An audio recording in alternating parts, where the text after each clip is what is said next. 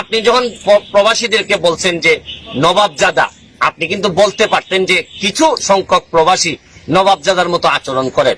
আপনি কিন্তু দেখেন, আপনার ভাই যখন সাবেক অর্থমন্ত্রী মাল মুহিত সাহেব যখন কথা বলতেন, উনি বয়স্ক মানুষ ছিলেন। অনেক সময় এই আপনি রাবিশ টাবিশ বলছেন, এগুলো মানুষ মেনে নিছে, কারণ উনি বয়স্ক মানুষ ছিলেন।